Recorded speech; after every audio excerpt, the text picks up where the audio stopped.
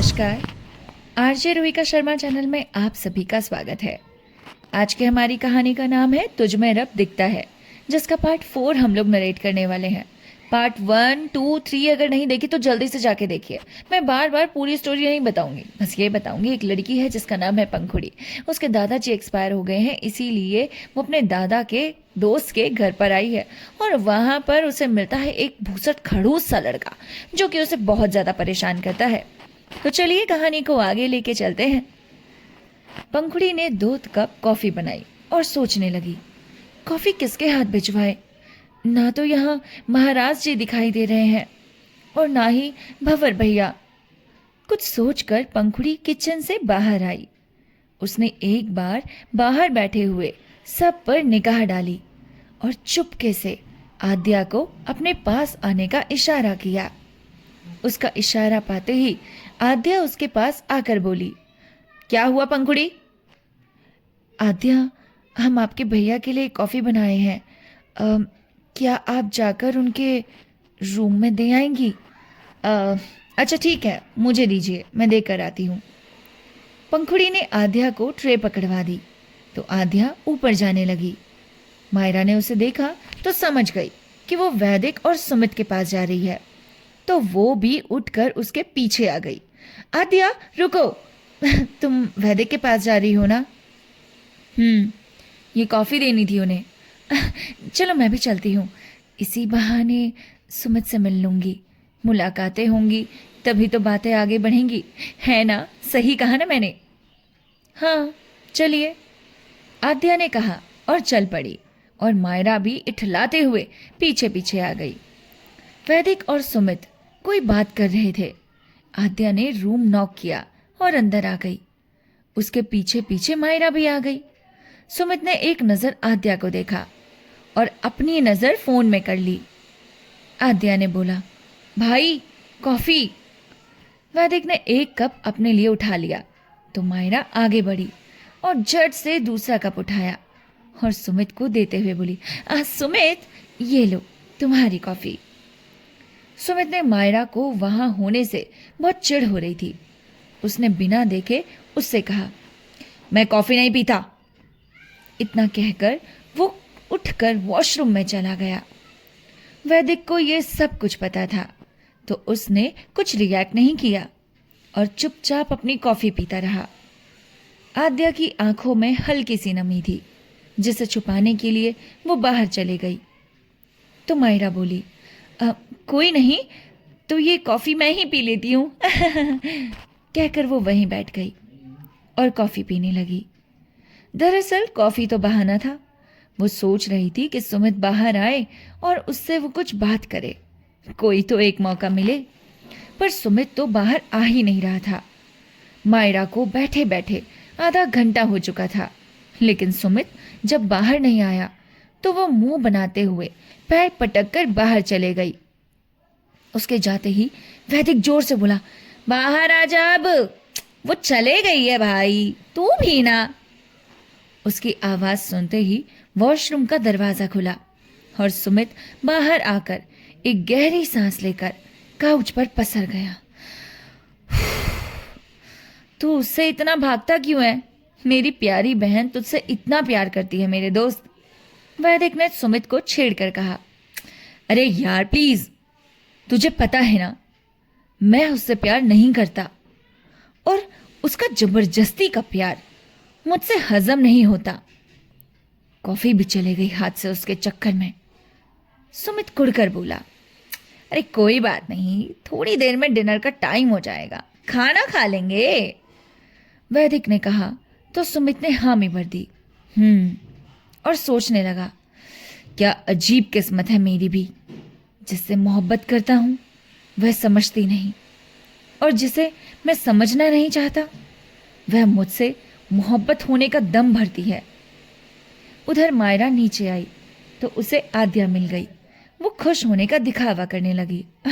अब तुम्हें पता है आद्या, सुमित ने मुझसे बात करी, मैं आज बहुत खुश हूं।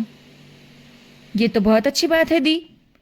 आद्या ने फीकी सी मुस्कुराहट देकर कहा, हाँ आई नो, देखना अब बहुत जल्द मैं और सुमित एक दूसरे के साथ होंगे। कितना मज़ा आएगा ना। कहकर मायरा चले गई और आध्या का चेहरा उतर गया। इधर कोमल जी ने संस्कार और उसके परिवार को डिनर के लिए रोक लिया था। थोड़ी देर बाद जब डिनर रेडी हुआ तो सब खाना खाने लगे। पंखुड़ी और गुंजन दूसरों को सर्व कर रहे थे तो उन्होंने कहा कि वे बाद में खा लेंगे। तो अमन ने कहा कि वह भी गुंजन के साथ ही खाएगा। सब लोग डिनर कर ही चुके थे, बस बच्चों को छोड़कर। रात भी काफ़ी हो चुकी थी तो वीरेंद्र जी अपने परिवार के साथ अपने घर चले गए और कोमल जी और अमृत जी आराम करने के लिए अपने कमरे में चले गए। गुंजन ने भंवर से कहा, जाकर वैदिक भैया और सुमित जी को नीचे बुला लाओ। उनसे कहना कि पापा ने खाना खा लिया है, इसलिए वह हमारे साथ खाना खाने के लिए आ जाएं। जब भी अमृत जी होते तो वैदिक कभी भी सबके साथ बैठकर खाना खाने के लिए नहीं आता था। या तो वो घर पर होता ही नहीं, और अगर होता तो अपना खाना कमरे में ही मंगवा लेता। थोड़ी देर बाद वैदिक सुमित आए तो गुंजन, अमन, आद्या, पंखुड़ी उनके साथ खाने बैठ गए। वैदिक पंखुड़ी के बगल वाली कुर्सी पर बैठा था और ना जाने क्यों उसके अपने पास बैठने से पंखुड़ी बहुत नर्वस हो रही थी। वैदिक ने पंखुड़ी से कहा, वह दम आलू की सब्जी देना जरा। पंखुड़ी ने सब्जी का बर्तन उठाया और उसमें से सब्जी निकालकर वैदिक को परोसने लगी। लेकिन सब्जी परोसते हुए उसके हाथ बुरी तरह से कांप रहे थे और वैदिक कभी पंखुड़ी के हाथों को तो कभी पंखुड़ी को देख रहा था। पंखुड़ी झुकी हुई नजरों से वैदिक की नजर अपने ऊपर महसूस कर सकती थी और वैदिक की गहरी नजरों का कारण उसके हाथ डगमगा गया। सारी सब्जी वैदिक की शर्ट पर फैल गई। सब्जी जरा गर्म थी तो वैदिक को उससे जलन का एहसास शर्ट के भीतर अपनी स्किन पर भी हुआ और उसके मुंह से आह निकल गई। सबका ध्यान उसकी शर्ट पर बिखरी हुई सब्जी पर गया। पंखुड़ी वैदिक की आह सुनकर घबरा गई और अपना दुपट्टा लेकर उसकी शर्ट साफ करने की कोशिश करते हुए बोली, हमें माफ कर दीजिए, वो गलती से हमारा हाथ पता नहीं कैसे फिसल गया। पंखुड़ी अपनी ही धुन में दुपट्टे से शॉर्ट रगड़ी जा रही थी जिससे वह साफ होने की बजाय और गंदी हो रही थी। वैदिक परेशान होकर उसे देख रहा था कि आखिर वह क्या करने की कोशिश कर रही है और बाकी सबको हंसी आ रही थी। अचानक वैदिक ने पंखुड़ी की दोनों कलाइयों को पकड़ लिया और बोला, हवेली, शर्ट साफ कर रही हो या गंदी? वो पहले ही बहुत गंदी है और प्लीज और गंदा मत करो। वैदिक में जैसे ही ये कहा, डाइनिंग टेबल पर मौजूद सब के सब ठहाका लगाकर हंस पड़े जिससे पंखुड़ी झेप गई। उसे लगा कि सब उसे बेवकूफ समझ रहे हैं और उसकी ही हरकत पर हंस रहे हैं। पंखुड़ी की आंखों में आंसू आ गए और वह बोली, मैं अभी आती हूँ। ऐसा कहकर वो किचन की तरफ चले गई। वैदिक शायद ये समझ गया था। उसने सबको कहा, आप सब लोग डिनर कंटिन्यू कीजिए, मैं अपनी शर्ट साफ करके अभी आता हूँ। वैदिक भी वहां से चला गया और सब मुस्कुराते हुए खाना खाने लगे। पंखुड़ी किचन में आकर एक कोने में खड़ी हो गई। उसकी आंखों में भरे हुए आंसू छलक निकले।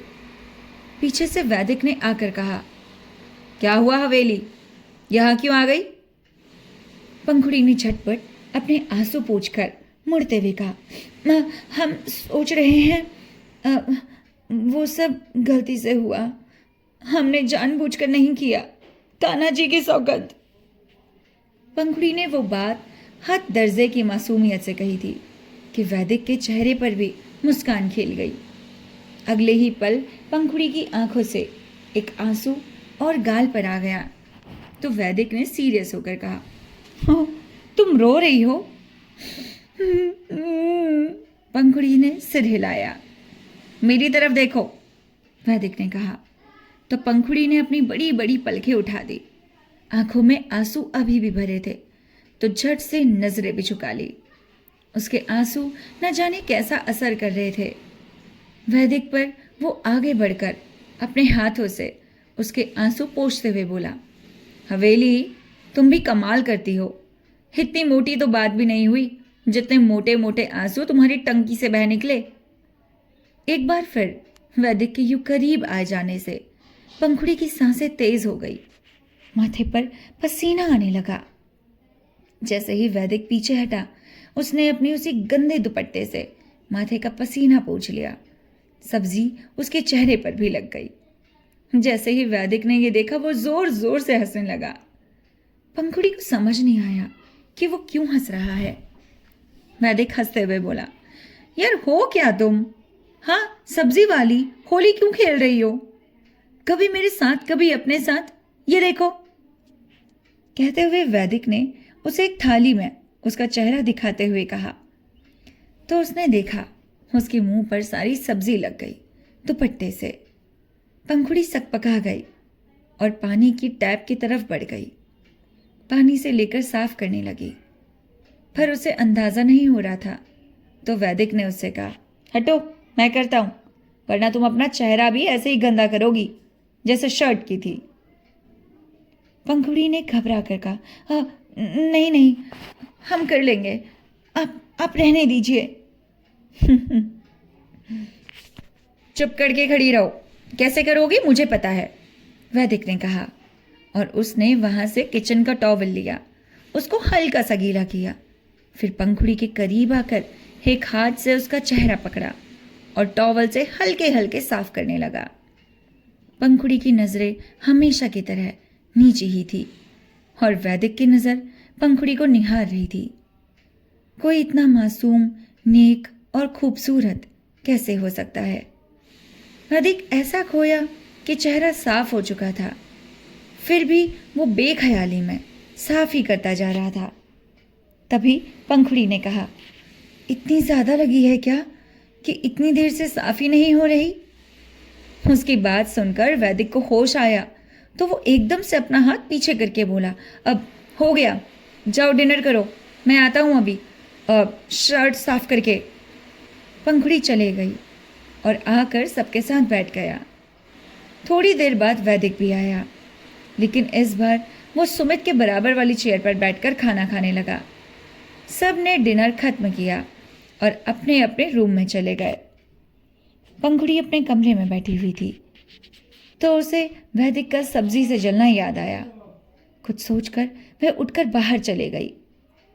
इधर आद्या ने देखा कि उसने जग में पानी नहीं है तो वो पानी लेने चले आई। सब शायद सो चुके थे। बाहर की सारी लाइट्स ऑफ थी। आद्या अब किचन में आई और फ्रिज से पानी निकालने पर अपने जग में उड़ेल दिया। तब तक वहां पंखुड़ी भी आ गई। उसे देखकर आद्या ने कहा, क्या हुआ दी, आप अभी तक सोई नहीं? कुछ चाहिए था आपको? पंखुड़ी ने कहा, नहीं, वो आपके भैया सब्जी से जल गए ना हमारी वजह से, पता नहीं कितना जला होगा, तो सोच रहे हैं उनके लिए लेप बना दे, उन्हें आराम रहेगा। आद्या उसकी बात सुनकर मुस्कुराते हुए बोली, क्या बात है दी, care share and all, not bad. नहीं नहीं, वो हमारी वजह से हुआ था ना, बस इसलिए हमें अच्छा नहीं लग रहा, पंखुड़ी ने कहा। ओहो रिलैक्स दी, मैं बस मजाक कर रही थी, आप इतनी परेशान क्यों हो जाती हैं? आप बना लीजिए, मैं तो चली सोने। Good night.